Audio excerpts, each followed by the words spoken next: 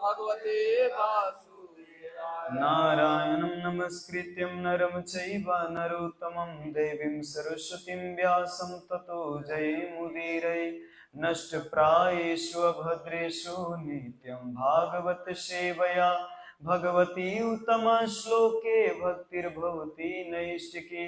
मुखं करोति वाचलं पङ्गो लङ्घयते गिरिं यत्कृपातमहं वन्दे श्रीगुरुदीनतारिणं श्री चैतन्य ईश्वरं श्री परमानंद माधवम।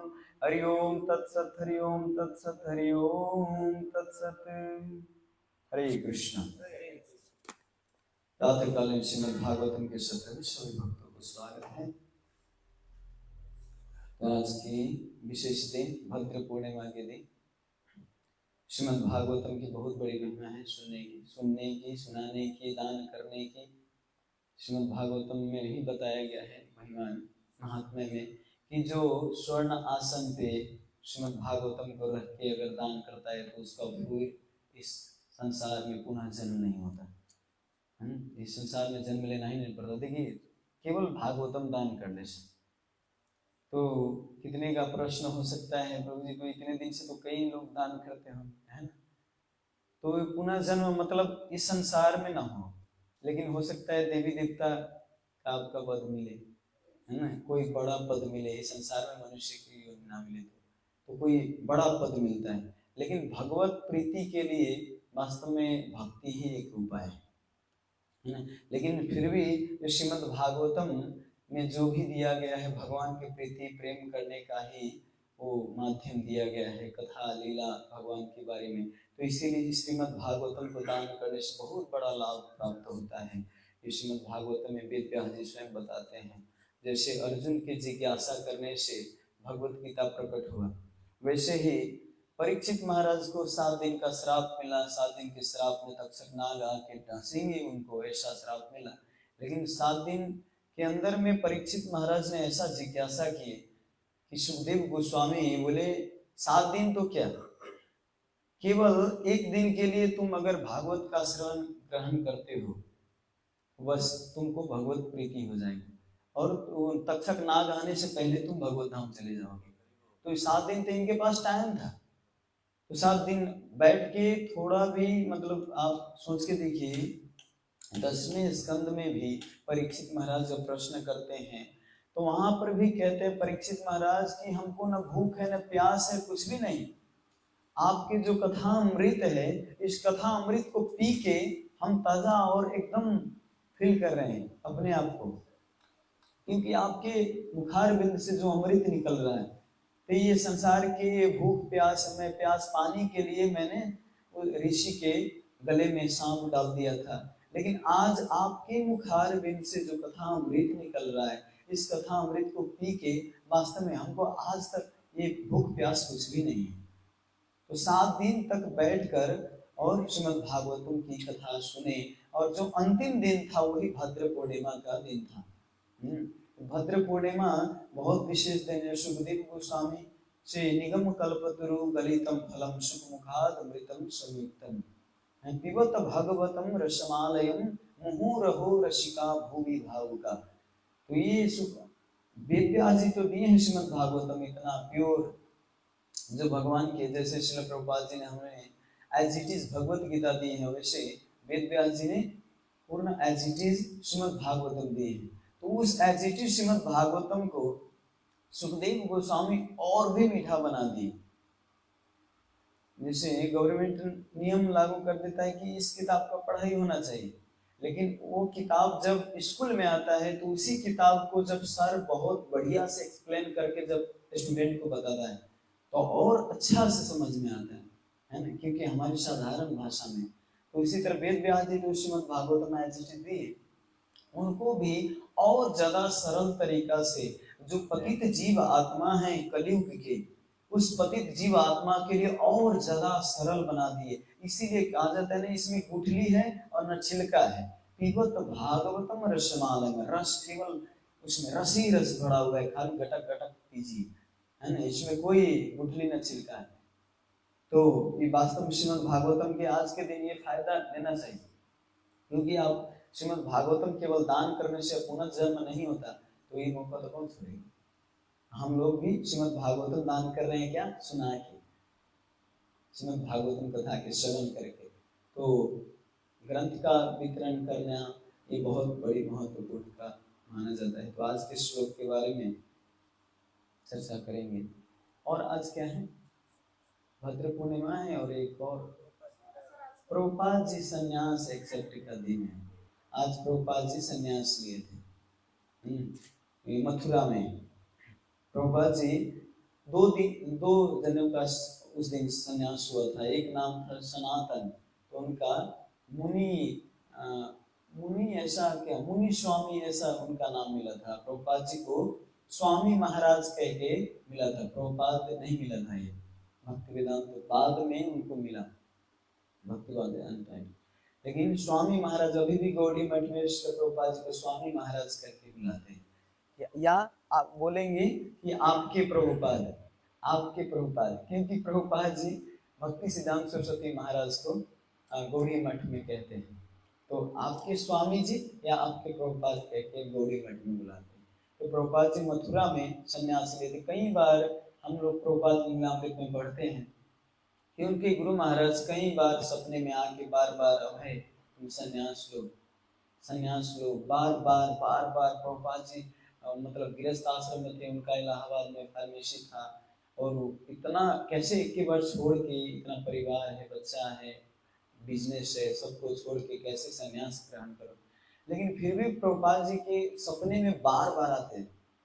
और सोचिए, एक बार आज्ञा देने से प्रभुपाद जी को तो तुरंत जाना चाहिए था ना, लेकिन प्रभुपाद जी कैसे शिष्य होंगे, कितने दृढ़ और कितने बलवान होंगे, कितने मतलब गुरु के प्रति श्रद्धा होगा कि गुरु बार बार आके आदेश दे रहे हैं। कोई जब तक फेवरेबल नहीं होता तब तक कोई आदेश नहीं देता है ना। तो प्रभुपाद जी अंदर से तो रेडी थे, बस बाहरी चीज उनको रोक रहा था। तो भक्ति सिद्धांत सरस्वती महाराज बार बार आके तो प्रभुपाद जी अपने गुरु महाराज के मुखारबिंद से निकला हुआ श्लोक को याद करते बार बार कि यस्याहम अनुगृहामि हरिष्य तद्धनम शनै ततो धनम त्यजन्ते अस्य स्वजना दुःख दुःखिनः। जब भगवान भक्तों पे कृपा करते हैं तो उनका यस्याहम अनुगृहामि, उनका घर, उनका जगह, उनका संबंधी, उनका सब कुछ हरण कर देते हैं जब उन पे कृपा करते हैं। तो प्रभुपाद जी इसी श्लोक को याद करते हैं। उनका इलाहाबाद का जो भी फैक्ट्री था, जो फार्मेसी था, वो भी डूब गया। इसके बाद परिवार में भी अपनी पत्नी भी अलग, उनका मत था, जता मत तथा पथ, है ना। जितना मत होता है, जितना मन होता है, जितना लोग होता है, उनका उतना पथ होता है। सब अपने अपने डिजाइन से सोचते हैं ना। आप कहेंगे प्रभु जी हम अच्छा सोच रहे हैं, हमारे फेवरेबल में क्यों नहीं। सब अलग अलग माँ के गर्भ से आए, अलग अलग कर्म लेके आए, अलग अलग संस्कार लेके आए, तो सब अलग अलग सोचते हैं, है ना। तो अच्छा होता है कि आपको जितना अधिकार है, जैसे प्रभुपाद जी का जितना अधिकार था उतना प्रयास किए। अपने राधा रानी नाम थे प्रभुपाद जी के जो पत्नी, तो माता जी को कई बार प्रभुपाद जी बोले कि हम साथ में दीक्षा लेंगे, लेकिन माता जी नहीं मानी, है ना। कितना बार कहने पर फिर छोड़ दिए, ज्यादा प्रेस नहीं किए, क्योंकि आपका अधिकार जितना तक है उतना तो आपने किया। वसुदेव जी भी कंस से देवकी को बचाने के लिए प्रयास किए। हर चीज में जब कोई प्रयास करता है वही आपका सब कुछ है ना। प्रयास करके भी अगर कोई सफलता नहीं होता, उसमें अगर वो हो रहा है, वो गलत हो रहा है, तो छोड़ दीजिए, क्या कर सकते हैं। आप तो प्रयास किया ना, जटायु ने प्रयास किया सीता माता को बचाने के लिए, है ना। प्रभुपाद जी ने भी प्रयास किया अपने फैमिली में भक्त बनाने के लिए, संस्कार देने के लिए, लेकिन नहीं हुआ। तो प्रभुपाद जी फिर बाद में आके और संन्यास ग्रहण की मथुरा में। तो अभी केशवानंद महाराज, केशव, क्या नाम है, केशव महाराज, हाँ, केशव महाराज उनके सन्यासी गुरु हैं, उनसे दीक्षा लिए सन्यास। तो प्रभुपाद जी जीवन में बहुत स्ट्रगल किया, और वही स्ट्रगल है अपने तात्पर्य में। प्रभुपाद जी चले गए तो प्रभुपाद जी के तात्पर्य में बोले हैं कि मैं अपने तात्पर्य में रहता हूँ। तो इस श्लोक पे हम चर्चा करेंगे। कृष्ण। पुरुषस्य च संस्थानं स्वरूपं वा परस्य च ज्ञानं च नैगमं यत् तद्गुरु शिष्य प्रयोजनम्। पुरुषस्य च संस्थानं स्वरूपं वा परस्य च ज्ञानं च नैगमं यत् तद्गुरु शिष्य प्रयोजनम्। पुरुषस्य च संस्थानं स्वरूपं वा परस्य च ज्ञानं च नैगमं यत् तद्गुरु शिष्य प्रयोजनम्।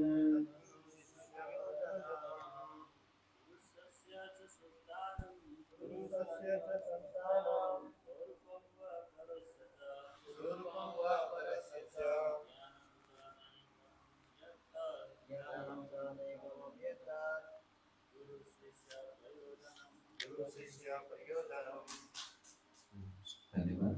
शब्दार्थ अनुवाद तात्पर्य देखें। श्री भक्तिवेदांत स्वामी श्री प्रभुपाद की जय।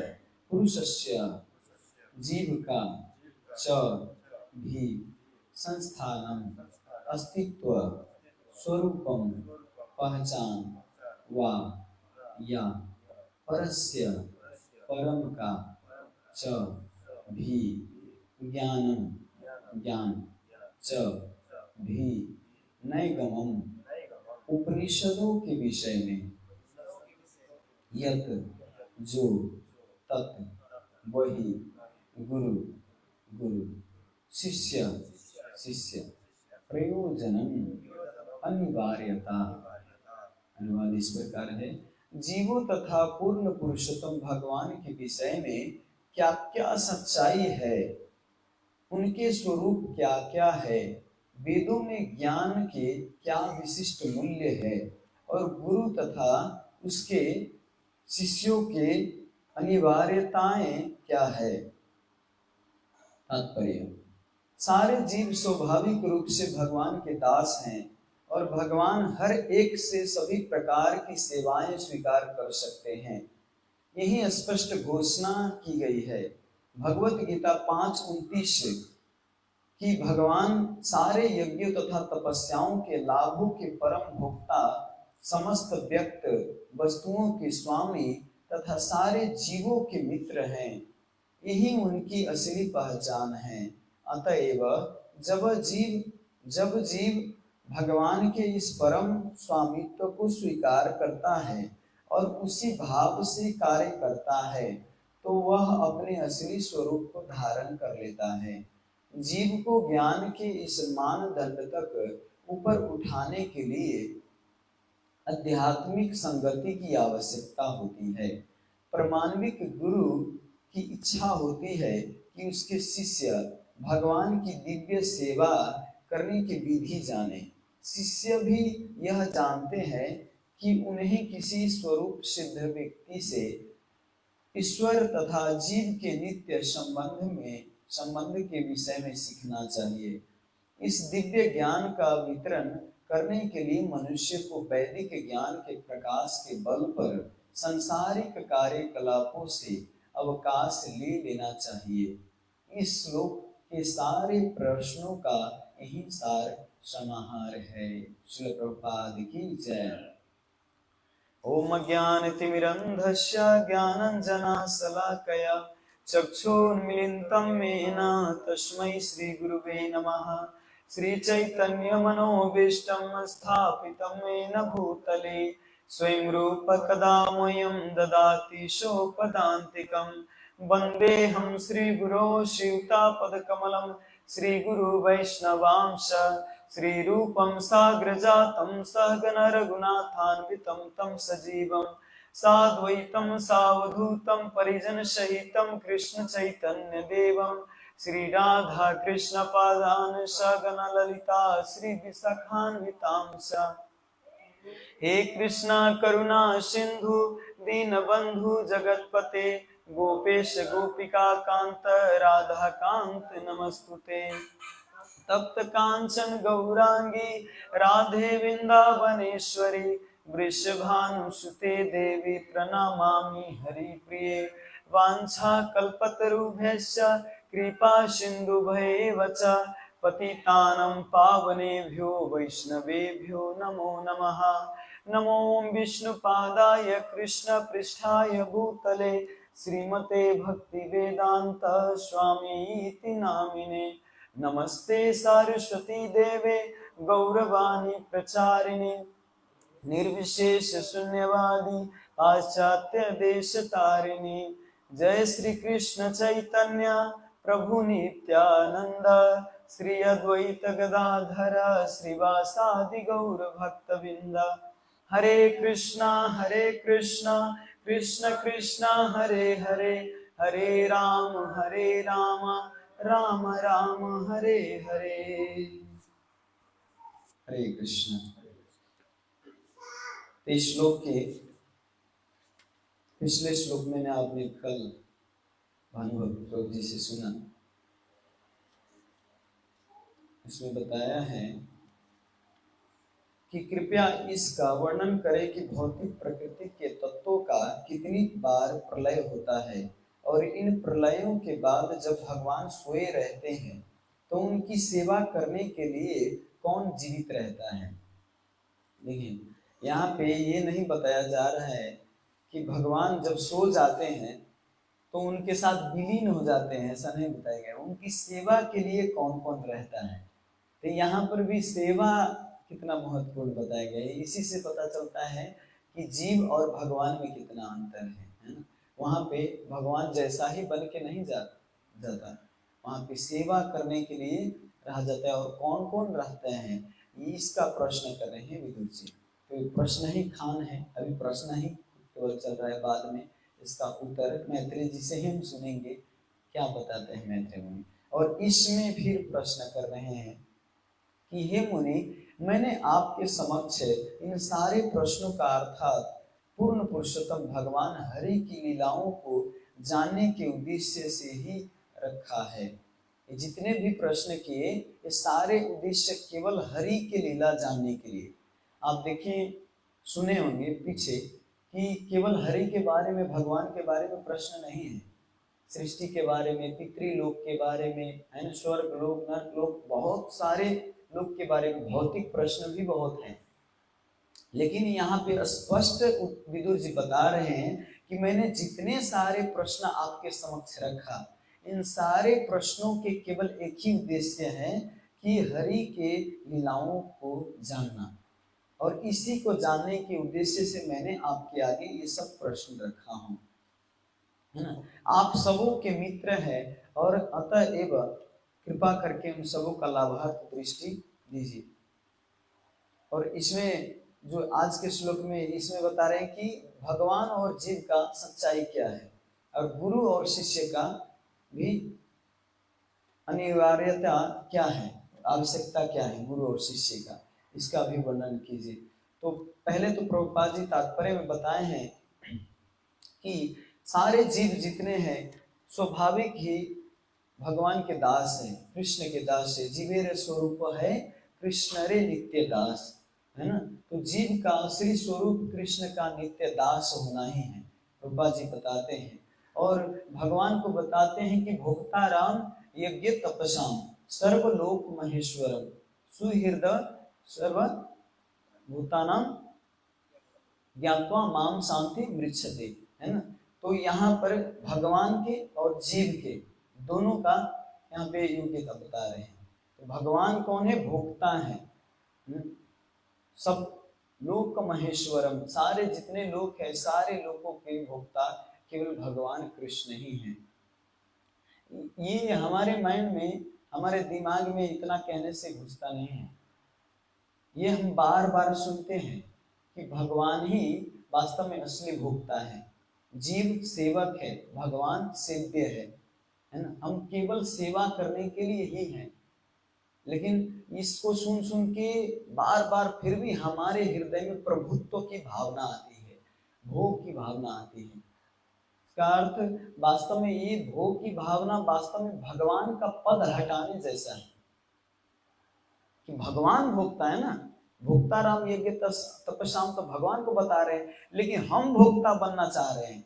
तो इसका अर्थ एक तरह से ये भी मायावाद है ना, कि हम भगवान के सीट को हासिल करना चाहते हैं, हम भोक्ता बनना चाहते हैं, हम संसार के हर चीज भोग करना चाहते हैं। जब पशु बाजार से गुजरता है या किसी खेत से गुजरता है तो बाजार में भी बहुत सारा आइटम दिखता है, सब्जी कोई बेच रहा है, कोई चावल बेच रहा है, कोई गेहूं बेच रहा है, कोई मकई बेच रहा है। तो पशु दिखता है तो वो सोचता है गेहूं भी खाऊं, ये चावल भी खाऊं, ये मकई भी खाऊं, इसका गोभी भी खाऊं, इसका आलू भी खाऊं। वो अगर उसको मौका मिले तो वो सबको जूठा करके जाएगा, वो खा तो नहीं, जितना खाएगा वो सबको जूठा करेगा, है ना, सब खाना चाहेगा। तो इसको क्या कहते हैं, पशु बुद्धि, है ना, जो जहां भी जाए जो भी अच्छा लगे वो खुद अपने आप को भोग करना चाहे, इसको पशु बुद्धि कहते हैं, पशु सरह, है ना। लेकिन जहां भी जाए, जैसे सब्जी देखते, कुछ भी देखते हैं तो हर चीज देखते हैं तो इसको मैं भगवान कृष्ण के अर्पण के लिए है। हमारे कई पुजारी जी जब जाते हैं बाजार तो देखते हैं कान में लगाने वाले, तो ये राधा रानी को कितना सुंदर लगेगा, है ना, ये कृष्ण कोई मयूर बांख कितना अच्छा लगेगा। बहुत हमारे प्रभु जी हैं, वो जाते तो गुरु के लिए याद करते हैं, पत्री प्रभु जी के लिए बहुत अच्छा लगेगा, पत्री प्रभु जी के लिए ये अच्छा लगेगा, पत्री प्रभु जी के लिए ये ले जाएंगे। जितने भी प्रभु जी के अंडर में हैं, सेवा करते हैं, तो प्रभु जी के लिए हर समय, ऐसा नहीं कि कृतज्ञता भावना बहुत है अंदर, प्रभु जी के दिखाने के लिए नहीं, ये स्वतः हृदय में है। अब वास्तव में यही कृतज्ञता भक्ति भगवान देखते हैं आपका अंदर से। केवल गुरु के आगे हरे कृष्णा प्रभु जी, हरे कृष्णा गुरुदेव, केवल उसी समय केवल आदर सत्कार, इसके बाद फिर अपना ही भोगता है, खुद अपने ही प्रभुत्व जताने की प्रयास करता है। तो एक तरह से ये भी मायावाद है। मायावाद वास्तव देखिए, सूक्ष्म रूप में जाएंगे तो हर बात की बहुत सूक्ष्मता होती है, डीप में जाएंगे तो हर एक बात को, जैसे शुरू में आएंगे इसको तो आइए केवल प्रसाद पाइए, नाचिए गाइए खाइए रवाइए, है क्या, कुछ नहीं करना है। लेकिन अगर खाना कमाना रवाना है तो ठीक है, लेकिन भक्ति को अगर प्रेम पाना है तो कुछ न कुछ तो डीप में जाना पड़ेगा ना, गहराई में जाना पड़ेगा, सेवा करना पड़ेगा, है ना। वास्तव में प्रभु क्या चाहते हैं, भगवान क्या चाहते हैं, भक्त क्या चाहते हैं, इसको हमको जानना होगा, तब हम वास्तव में समझ सकते हैं। केवल आए खाए गए बस ये तो बस ठीक है, आप तो आनंद लोगे, लेकिन फिर भक्ति भगवान को कभी नहीं समझ पाओगे, है ना, भगवान के प्रेम को नहीं समझ पाओगे, और ये लॉन्ग टाइम नहीं जाता, ज्यादा दिन, है ना, केवल आना जाना रहेगा।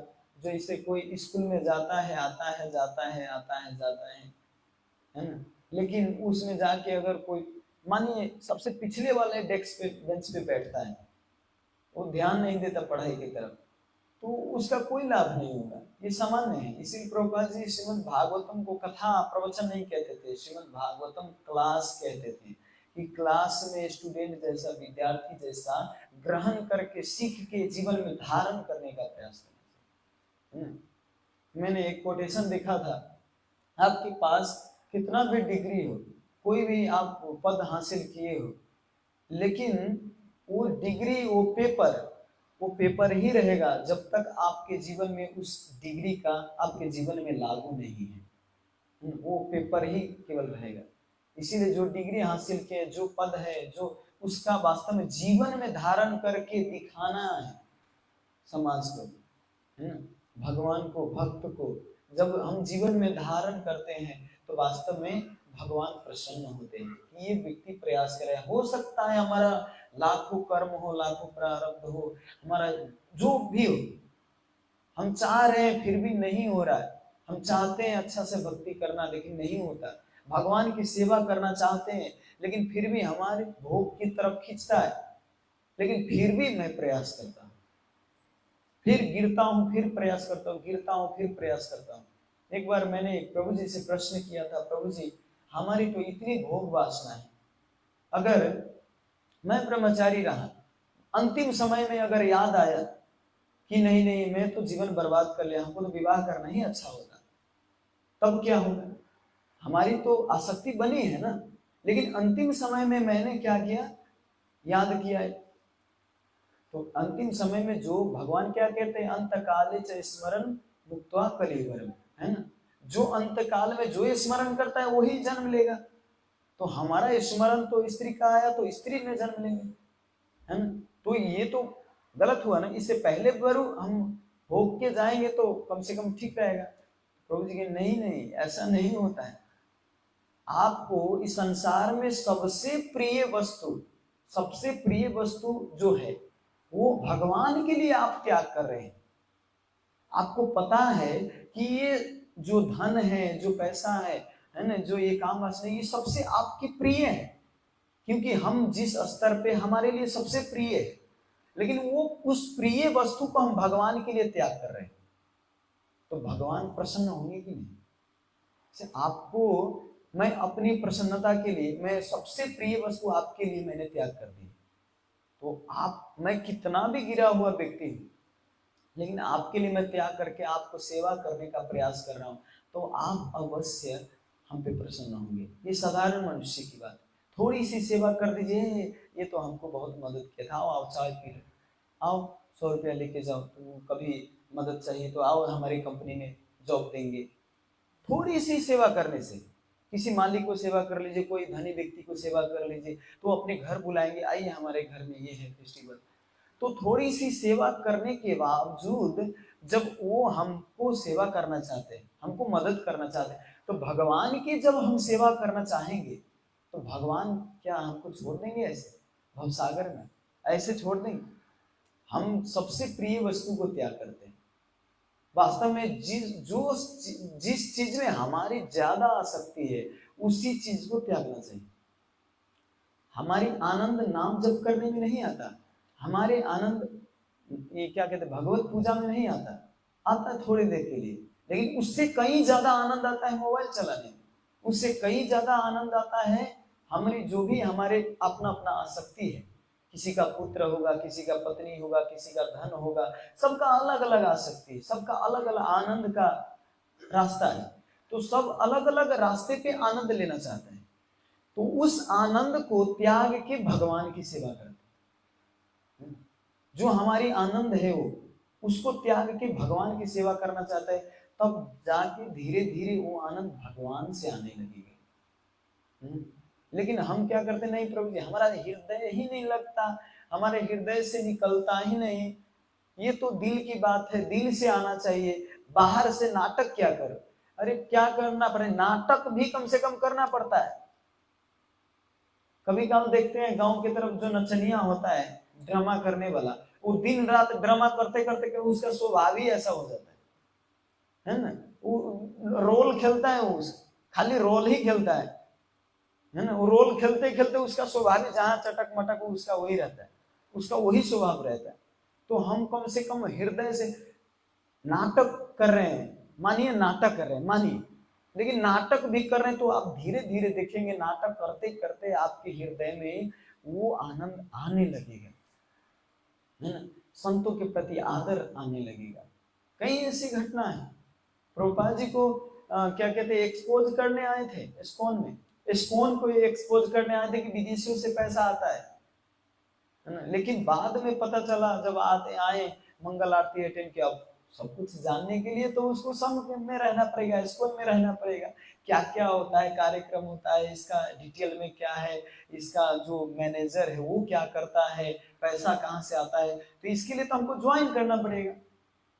तो व्यक्ति ज्वाइन किए, ज्वाइन करके और पता किए धीरे धीरे प्रभुपाद जी के बारे में, मैनेजर के बारे में, इस्कॉन का कहाँ से पैसा, धोती तिलक लगा के, कहीं ऐसे होता है धोती तिलक लगा के एकदम, कई लगभग 2 साल तक वो ट्राई किए केवल एक्सपोज करने के लिए इस्कॉन को।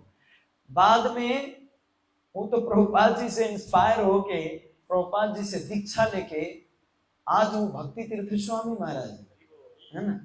तो ये मतलब सिंपल कितना सिंपल लगता है। वो देखें कि इस्कॉन में ऐसा वैसा होता है, लेकिन वो पता लगाने के आपने क्या कहते हैं प्रभु जी का नाम हरिदास प्रभु नहीं, हरिदास नाम है कि बड़ा हरिदास प्रभु नहीं, एक जो जुहू में चोर थे वो प्रभु जी का रोलेक्स चोरने आए थे। हाँ हरिदास प्रभु ना, हाँ हरिदास प्रभु, वो रोलेक्स प्रभुपाद जी की घड़ी चोरने आए थे, लेकिन भक्तों के संग में साथ में रहते रहते उनका केवल छोटी सी अटैचमेंट था स्टोरी का, है ना। उसका इंटेंशन किसी को मारना, किसी को भगवान का लूट के अपना घर बनाना अलग से नहीं था। उनका स्वभाव था, वो स्वभाव को लेके वो आए थे चोरी करने प्रभुपाद जी की घड़ी। लेकिन बाद में जाके देखिए आज भी प्रभुपाद जी के डिसाइपल के रूप में गर्व के साथ कहते हैं कि मैं तो इतना पापी हूँ, मैं तो इतना अधम हूँ कि मैं प्रभुपाद जी के घड़ी को चोरने आया था, लेकिन प्रभुपाद जी ने कृपा करके हमको अपने शिष्य के रूप में स्वीकार किया, है ना। तो हम अधम हैं, हम पापी हैं, हम कुलंगार हैं, लेकिन भगवान बहुत कृपालु है, बहुत, है ना। तो इस चीज पे बहुत आशा रखनी चाहिए। जब ये आशा रहता है हमारे अंदर तो भगवान भी उस पर कृपा करते हैं, है ना। यही आशा लेके हमको भक्ति में आगे बढ़ना है ना। यही आशा लेके हर सेवा करना है, हर चीज में आगे बढ़ना है। ये नहीं कि अरे भक्तों का तो ऐसा स्वभाव है, वो स्वभाव है, मंदिर में जाता हूँ भगवान की सेवा करने की जगह निंदा होती है ना।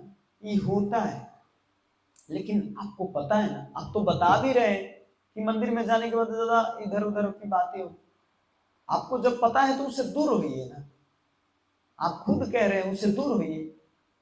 आपको एक गिलास ये पानी है, इसमें भर के दिया जाए, पूरा पानी एकदम ऊपर से पूरा पैक है, और ये पानी लेके अगर जाके बोले बिल्डिंग से ऊपर चढ़ के आओ 10 ताला ऊपर से, और थोड़ा भी नहीं गिरना चाहिए, और अगर नहीं गिरा तो तुमको 10 लाख रुपया मिलेगा, है ना। अगर गिर गया तो 10 लाख रुपया देना पड़ेगा। तो इस पानी के पैक पूरा पानी को आप लेके चढ़ेंगे तो साफ एकदम ध्यान से कहीं गिरे ना, नहीं तो 10 लाख रुपया देना पड़ेगा। तो कितना कॉन्स्टेंट हो, कितना ध्यान पूर्वक आप इस गिलास के पानी को लेके आप बिल्डिंग में चढ़ेंगे और एक भी बूंद न गिराते हुए आप नीचे उतरेंगे। अब नीचे उतरेंगे तो दिखाएंगे, आप खुशी के साथ बोलेंगे कि हाँ मैंने एक बूंद भी नहीं गिराया, अब 10 लाख रुपया। तो हमारा महत्व क्या था 10 लाख के ऊपर, है ना।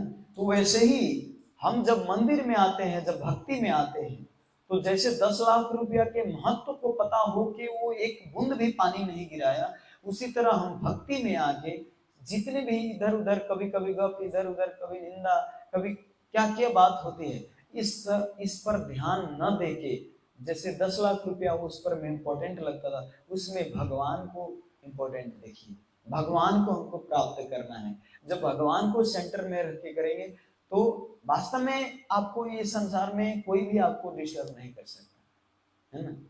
लेकिन भगवान पे फोकस होना चाहिए, ये नहीं कि हमको आदर मिले, ये मिले, वो मिले, है ना। नहीं तो हम भगवान की सेवा नहीं कर पाएंगे, हम खुद भोक्ताराम बनने का प्रयास करेंगे, प्रभुत्व जताने का प्रयास करेंगे। लेकिन हमारी इच्छा है कि हम कृष्ण की प्रसन्नता के लिए कार्य करें। अगर रूपेश्वर गौर प्रभु जी एक बार बता रहे थे, अगर कृष्ण कहता है कि मांस खाने के लिए, तो मैं मांस खाने के लिए भी तैयार हूं। अगर भगवान कहते हैं तो वो भक्ति है। कृष्ण भगवान ने बोला अर्जुन को मारो, युद्ध करो तो युद्ध करो, है ना, रेडी। और एक तरह से दिखने में लगता है तो क्या 18 अक्षौणी सेना थी, सबको मार गिराए, तो उनको तो पाप, बहुत बड़ा पाप लगना चाहिए।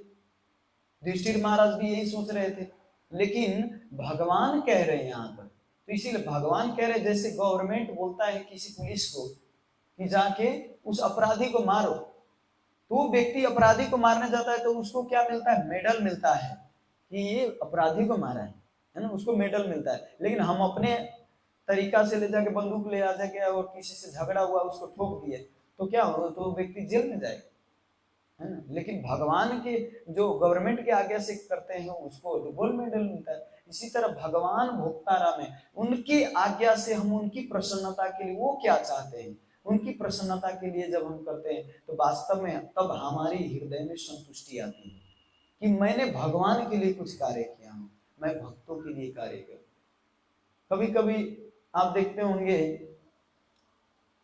ज्यादातर नेपाल भारत में होता है, मनुष्य अपने इच्छा से, अपने मानसिकता से, अपने स्पेकुलेशन से भक्ति करना चाहते हैं। मैं किसी के अंडर में नहीं रहना चाहता, तिलक भी लगाता है, धोती भी लगाता है ना, भागवतम भी पढ़ता है, भगवत गीता भी पढ़ता है, लेकिन उससे उनका उद्धार नहीं होने वाला। ये सच कह रहा हूं, क्योंकि केवल आप अपने मनगढ़ंत भक्ति करेंगे तो उससे उद्धार नहीं। हाँ, न करने से करना तो अच्छा ही है, लेकिन वास्तव में वैसे उससे काम नहीं चलेगा आपको, है ना। ये भी अपने इंद्रिय को तुष्ट करने के लिए, अपने खुशी के लिए आप कार्य कर रहे हैं। हम खुशी हो सके, हम आनंदित हो सके। भगवान को क्या चीज आनंद देता है ये मतलब नहीं, भगवान को क्या चीज खुशी देता है ये मतलब नहीं, हमको क्या चीज करने में खुशी लगता है। एक प्रभु जी आए थे, वो प्रभु जी तिलक लगाए, वैष्णव तिलक, हमारे गौड़ीय संप्रदाय के तिलक, और उस तिलक के बीच में एक लाल तांगनी थे, खींचे थे, है ना, लाल भी खींचे थे। मैंने बोला प्रभु जी ये कौन से संप्रदाय का तिलक है? बोलते प्रभु जी ये तो इस्कॉन का ही तिलक है, गौड़ीय संप्रदाय का तिलक है। मैंने बोला ये गौड़ीय संप्रदाय का तिलक में तो लाल नहीं होता बीच में। तो कहते प्रभु जी अच्छा लगता है हमको, इसीलिए मैंने ये लाल लगाया। अरे आपको क्या अच्छा लगता है कि भगवान को क्या अच्छा लगता है? तो हमको क्या अच्छा लगता है, हम ज्यादा उस पर फोकस करते हैं। हमको क्या ड्रेस अच्छा लगता है, जीन्स पैंट अच्छा लगता है तो हम जीन्स पैंट लगाते हैं, जिस समय धोती अच्छा लगता है वो धोती लगाते हैं। अरे भगवान को क्या अच्छा लगता है, वैष्णव को क्या अच्छा लगता है, इस पर हमारी जब फोकस रहता है, इस पर जब हम ध्यान देते हैं, तो वास्तविक हम भगवान की, भक्तों की, गुरु की संतुष्टि के लिए कार्य करते हैं। हो आपका असंतुष्टि रहेगा, आपको शुरू शुरू में बहुत दुख होगा, आपको लगेगा कि हमको कुछ गलत रास्ते में जा रहे हैं, क्योंकि हमारा स्वभाव नहीं है ना, है ना। तन्नाम रूप चरितादि सुकीर्तनानु स्मृत्यो क्रमेण रचना मनसी नियोज्य तिष्ठन ब्रजे तदनुरागी जनन्मगामी कालम नयदखिलम इति उपदेश सारम, है ना। कहते हैं नाम तो इतना प्रबल है, भगवान के भक्त और भगवान इतने प्रबल है कि उनका अनुगमन करेंगे तो अवश्य आएगा। लेकिन यहाँ पे एक बात और कह रहे हैं कि ब्रज अनुगामी, ब्रजवासियों के अनुगामी होके भजन करना चाहिए। प्रभुपाद जी को भी प्रश्न किए थे कि प्रभुपाद जी उपदेशामृत में तो लिखा है ब्रजवासियों के अनुगमन करके भक्ति करना चाहिए, तो मैं क्या ब्रजवासियों का अनुगमन कर सकता हूँ? प्रभुपाद जी बोला मैं भी ब्रजवासी हूँ, मेरा अनुगमन करो। प्रभुपाद जी ब्रज में ही रहे थे, प्रभुपाद जी तो प्योर ब्रजवासी की तरह प्रभुपाद जी वहां पे रहते थे, ब्रजवासी ही प्रभुपाद जी। ब्रज का अर्थ होता है चलना, मूव करना, है ब्रजवासी, ब्रज में वास, जो ब्रज में कृष्ण के अनुसार वास करता है, जो कृष्ण के अनुसार चलता है उसको ब्रजवासी कहते हैं। अपने मन के अनुसार, अपने दिमाग के अनुसार चलता है उसको ब्रजवासी नहीं कहते, अपने भोग के लिए कार्य करता है। ब्रजवासी वो है जो कृष्ण के लिए कार्य करता है, कृष्ण की इच्छा में। गोवर्धन पूजा करो, इंद्र को छोड़ दो, बस छोड़ दिए, है ना, इतने सालों से चला रहा परंपरा भी छोड़ दिए कृष्ण के एक बात पर, और एक पहाड़ की पूजा करने लगे बस कृष्ण के लिए। ये है ब्रजवासी वास्तव में, है ना। तो ब्रजवासी, तो प्रभुपाद जी बोले हम ब्रजवासी, हमारा फॉलो। तो सब शिष्य लोग जय हरि बोल, श्रील प्रभुपाद की जय, सब लोग जयकारा लगाने लगे प्रभुपाद जी को। प्रभुपाद जी जानते थे कि किसको कैसे लीड करना है। तो हमारे जीवन में वास्तव में भगवान को हम महत्व दें, भगवान क्या बोले हैं, क्या कहते हैं, क्या चाहते हैं, ये हम समझने का प्रयास करें, और इसी से हमारी सद्गति, हमारी पूर्णता होगी। ठीक है। श्रील प्रभुपाद की जय, अनंत कोटि वैष्णव वृंद की जय, निताय गौर प्रेमानंद। किसी का कोई प्रश्न? श्रीमद् भागवत महापुराण की जय।